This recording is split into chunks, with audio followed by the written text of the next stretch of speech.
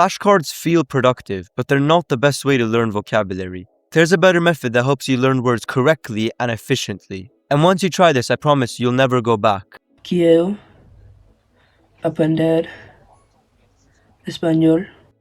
Pues para mí me gusta jugar el Rocket League para aprender español, así que ya lo sé las palabras del Rocket League. Me gusta ir al gimnasio, lo sé las palabras y el gimnasio. My name is Hamid, I'm 16 and fluent in 4 languages, and I learned Spanish in 120 hours of studying. And that transformation you just saw was my client Eddie, who saved hundreds of hours of time spent studying compared to the average learner. When I started learning Spanish, I started with Duolingo and such, and it was all very like memorization flashcard based, where it's sort of that you just repeat the word, but it's specifically when it's written. And then later on in the summer of 2022, when I really decided to lock in on Spanish, I started doing some flashcards along with this method. And eventually what happened was I just realized this method that I'm going to talk about in this video got me to understand and learn so much more Spanish vocabulary than the actual flashcards did. And long term, even now, that was back in 2022, even now, I still remember some of the words that I learned in the study method I'm going to talk about in this video. And the words that I studied with flashcards, I don't remember like most of them. And I call this method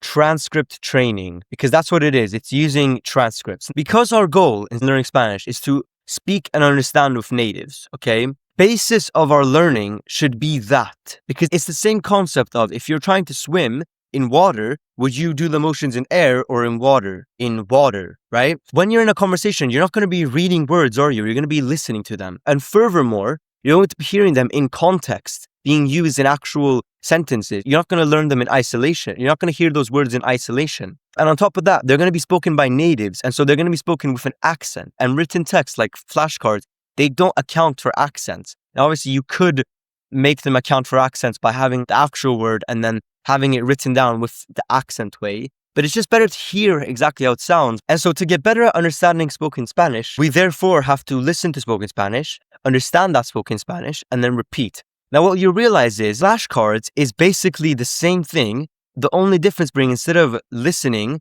we're reading. But as I just explained, that doesn't account for all the nuances and aspects of a conversation that we're trying to target in our Spanish study. And so I like to call this the LUR ladder because it's a ladder that you climb. You repeat it over and over again. We have to understand it, right? This doesn't change when it comes to reading, writing, anything. You have to understand it. And the way we understand it also matters. If you watch my videos, you know I like to talk about understanding things through logic and understanding the actual frameworks and reasoning, blueprint, logic behind the sentence, rather than memorizing it. And then it's repetition, okay? There's one fact that doesn't change when it comes to any study method, and that is just consistent repetition. That remains the same because that's just like a part of the human nature, right? You learn through repetition. We want to have quality study, that's true, right? But one quality rep doesn't beat 1,000 mid reps, right? And so we don't want to do mid reps. We want to do quality reps, but we also want to do a lot of them. Quality is better than quantity. But quantity, meaning a lot of the good things, is always the best in the end. And so we want to have the quality by doing these two,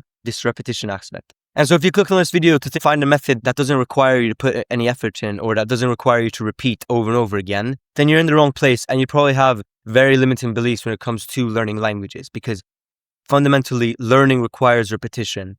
It's just about what you repeat and how you repeat it. The nuances come with what you repeat and how you repeat it, but repeating is still a constant. As long as we do achieve this, we are achieving one of the highest leverage methods when it comes to learning vocabulary. But the way I like to do it is through a method I like to call transcript training. And it's when I saw this YouTuber named Language Lords do something similar to. And so the first step is to listen. And the way I like to listen is to pick out native content that has accurate subtitles / transcripts, hence the name. And this is what really makes this more efficient and just better than flashcards. They don't account for accent, speed, and context. Native speech will always have those 3 aspects. It'll almost always have a pretty wacky accent. They'll almost always speak very quick, very fast. And they will always be using that word in a context, right? Not in isolation.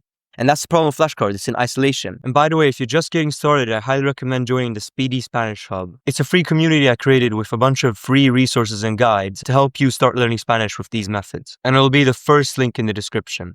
And so when we pick out content, we're already learning the words in context. But this next part is also really important because just picking content isn't enough. We actually want to pick native content because that reflects our goals. Our goal is to understand natives and learn that native vocabulary. And so, of course, we want to study native vocabulary. And so if you picked content that wasn't at a native level, if you picked very slow content, then you're losing accent and speed. We want all three of these, right? We always see also the words, right? And so that's why picking out native Spanish content is important. Now, that accounts for the listening step. We also want to pick out content that has accurate subtitles and transcripts. And this helps us with the next step, which is to understand. We're going to use just a translator, very simple, okay? I like to use a translator called DeepL. And specifically, you want to break down the logic behind the language. I have other videos going into this, but you want to break down the fundamental framework behind how someone got to that sentence, not just one specific word. You can do this by focusing on word-for-word translations and then full translations, and then you can compare the difference in translations. So for example, in Spanish, to realize is darse cuenta, and so I realize is me doy cuenta. But if you translate, the words me, doy, and cuenta, you realize that what that literally translates to is I give myself account. And that gives you then the logic of to give oneself account in Spanish is to realize. And if you know that, then you'll be able to say they realized. You'll be able to use that in every tense in Spanish because you've understood the logic behind it. And so that's how you learn the actual words. And you can also ask ChatGPT for that. And then when it comes to grammar, irregular Spanish verb conjugations, for those irregularities, what I like to do is just identify the verb, obviously learn what the verb means, and then put it into a website called SpanishDictionary.com. And then I just quiz myself on every conjugation to see if I understand how to conjugate Spanish verbs.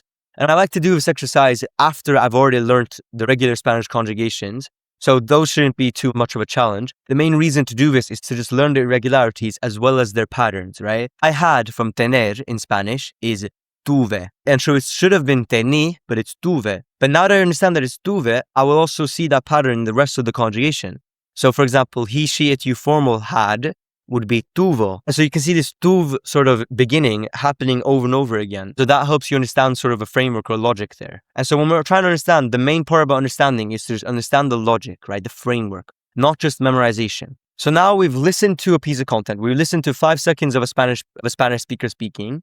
And then we realized, I didn't understand what he said. So then we use the subtitles and transcripts in order to get the words, how we understand, now we can see what the person is actually saying. We plug that into our tools, DeepL, ChatGPT, SpanishDictionary.com, and then obviously just whatever course or whatever tool, and obviously whatever material you're using in order to learn Spanish grammar. I personally recommend if you're doing it the unsupported path. If you're doing Spanish on your own and you want to learn for free, I recommend an app called Language Transfer. And if you want extra support for Spanish, then you can check the second link in the description to join my program, where I have a course in there where I go through the entirety of Spanish grammar using these frameworks. And so using those tools, we've now understood those 5 seconds.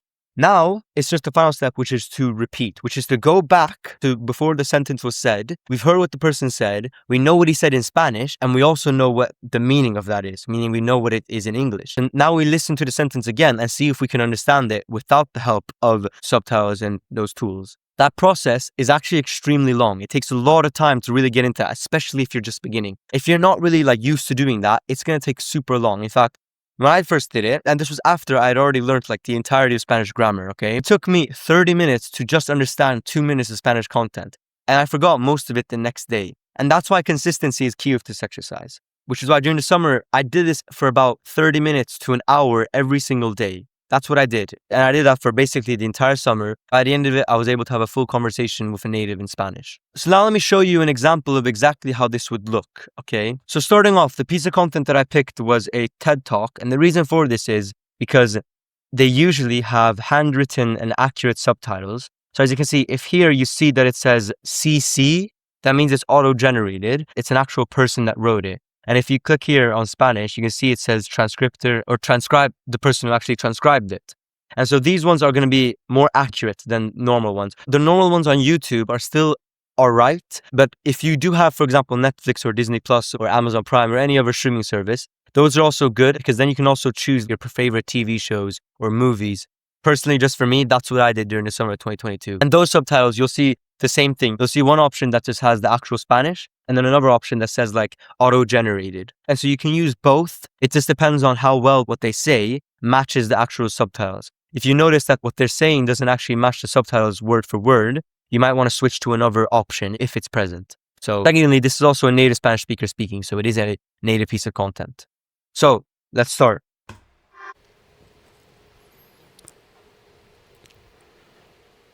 Cada golpe que acabo de dar. Con cada golpe que acabo de dar.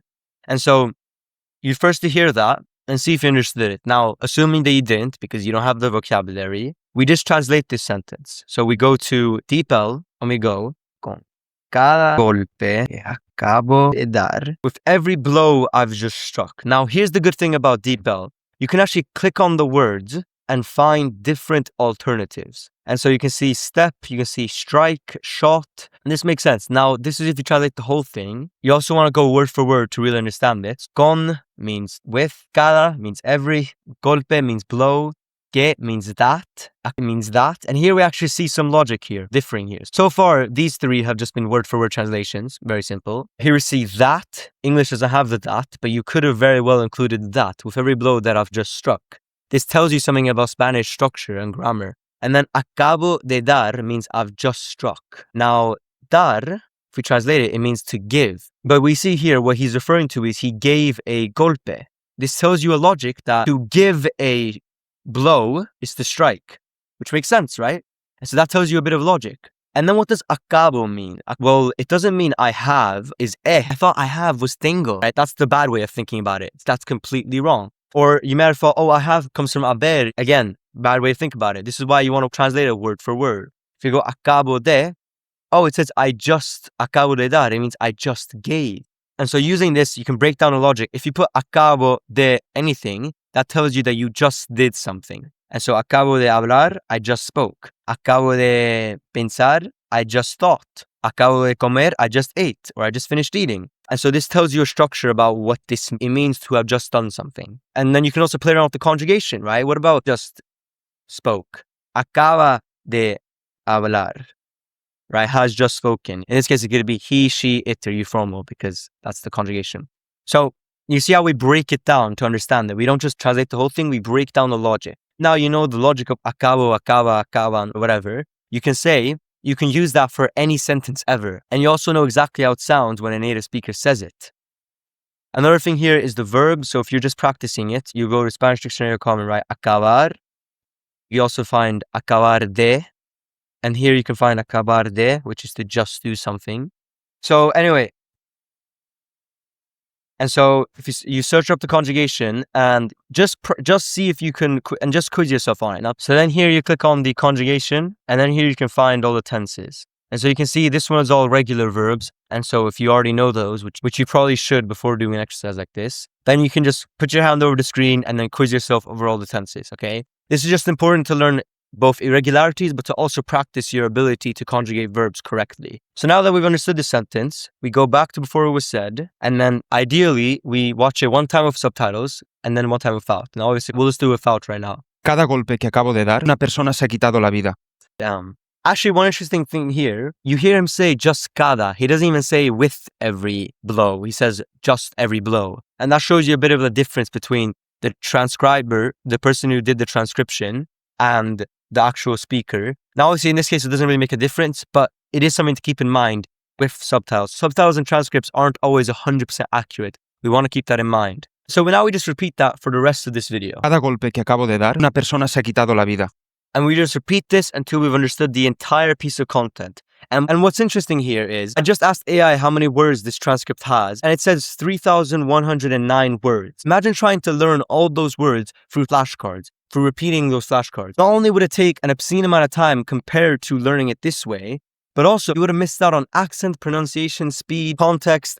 And also one last thing, which I didn't mention, was that certain words in Spanish are used more often than others. And so if you did it this way, of learning it through the video, you would have repeated and studied the most important words that actually occur in Spanish the most often. But if you did it with flashcards, you would have studied all 3,000 words the same amount, which means it doesn't reflect the priority of vocabulary that we see in real life, in real Spanish. You see, I asked AI how many times was the same word or verb, including its conjugations included, and certain verbs like to communicate, to be, these words you've seen all the time, right? Happened a lot, occurred a lot. Other verbs occurred several times. And then in terms of words like la, te, e, la, te, I, que, a, en, los, these very basic words that if you go through grammar vocabulary, through language transfer, or my program, you'll learn a lot. You realize some of these words happen so often, 40 times. And so imagine not fully understanding a word like de, and instead studying smoothly. So imagine studying a word like puerta the same amount of times as studying a word like de,